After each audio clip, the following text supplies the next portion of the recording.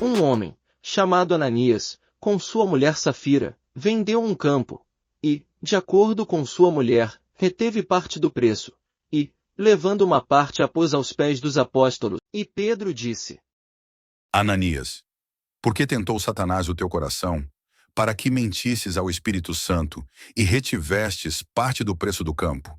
Não é verdade que, conservando-o, era teu, e mesmo depois de vendido, não estava em teu poder? Por que motivo puseste em teu coração a tal coisa? Não mentiste aos homens, mas a Deus. Ananias, ao ouvir estas palavras, caiu e expirou. E infundiu-se um grande temor em todos os que ouviram. Levantando-se alguns jovens, retiraram-no dali, e, levando-o para fora, o sepultaram. E, passado quase o espaço de 3 horas, entrou também sua mulher, não sabendo o que tinha acontecido. E Pedro disse-lhe: Dize-me, mulher, se vós vendestes por tanto o campo? E ela disse: Sim, portanto. Pedro então disse para ela: Por que vos combinastes para tentar o Espírito do Senhor?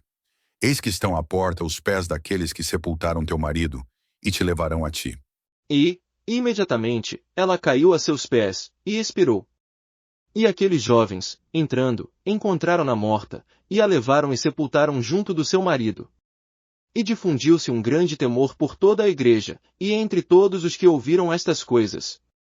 Entretanto eram feitos pelas mãos dos apóstolos muitos milagres e prodígios entre o povo. E todos estavam no mesmo espírito no pórtico de Salomão. E nenhum dos outros ousava juntar-se com eles, mas o povo dava-lhes grandes louvores. E cada vez aumentava mais a multidão dos homens e mulheres que criam no Senhor, de maneira que traziam os doentes para as ruas, e punham-nos em leitos enxergões, a fim de que, ao passar Pedro, cobrisse ao menos a sua sombra algum deles, e ficassem livres das suas enfermidades. Concorria também muita gente das cidades vizinhas a Jerusalém, trazendo enfermos e vexados dos espíritos imundos, os quais eram curados todos. Mas, levantando-se o príncipe dos sacerdotes, e todos os do seu partido, encheram-se de inveja, e deitaram as mãos sobre os apóstolos, e meteram-nos na cadeia pública. Mas um anjo do Senhor, abrindo de noite as portas do cárcere, e, tirando-os para fora, disse: Ide, e, apresentando-vos no templo, pregai ao povo todas as palavras desta vida. E eles, tendo ouvido isto, entraram ao amanhecer no templo, e ensinavam. Mas, tendo chegado o príncipe dos sacerdotes e os do seu partido, convocaram o sinédrio e todos os anciãos dos filhos de Israel, e mandaram ao cárcere, para que fossem ali trazidos. Mas, tendo lá ido os ministros, e como, aberto o cárcere, os não encontrassem, voltaram a dar a notícia, dizendo: Encontramos realmente o cárcere fechado cuidadosamente, e os guardas de pé diante das portas, mas, abrindo-as, não encontramos ninguém dentro. Quando ouviram tais palavras, o magistrado do templo e os príncipes dos sacerdotes estavam perplexos sobre o que teria sido feito deles. Neste momento alguém foi dizer-lhes: Eis que aqueles homens, que metestes no cárcere, estão no templo e ensinam o povo. Então foi o magistrado com os ministros, e trouxe-os sem violência, porque temiam que o povo os apedrejasse. E, tendo-os conduzido, os apresentaram no conselho. E o príncipe dos sacerdotes os interrogou, dizendo: Expressamente vos ordenamos que não ensinasseis nesse nome, e eis que tendes enchido Jerusalém da vossa doutrina, e quereis tornar-nos responsáveis pelo sangue desse homem. Mas Pedro e os apóstolos, respondendo, disseram: Deve-se obedecer antes a Deus que aos homens. O Deus dos nossos pais ressuscitou Jesus, a quem vós matastes, suspendendo-o num madeiro. A este elevou Deus com a sua destra como príncipe e salvador, para dar a Israel o arrependimento e a remissão dos pecados.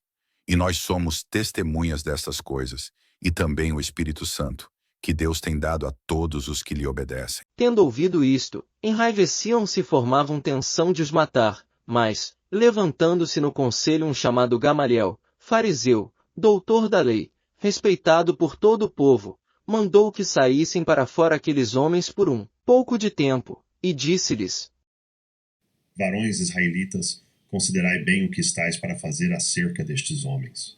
Porque não há muito tempo apareceu Teodas, que dizia ser um grande homem, ao qual se associou um número de cerca de 400 pessoas, e foi morto, e todos aqueles que o acreditavam foram dispersos e reduzidos a nada. Depois deste surgiu Judas, o galileu, nos dias do recenseamento, e levou o povo após si, mas também pereceu, e foram dispersos todos os seus sequazes. E agora aconselho-vos a que não vos metais com estes homens, e que os deixeis. Porque se esta ideia ou esta obra vem dos homens, ela mesma se desfará. Mas se vem de Deus, não a podereis desfazer. Assim não correis o risco de fazer oposição ao próprio Deus. Eles seguiram o seu conselho.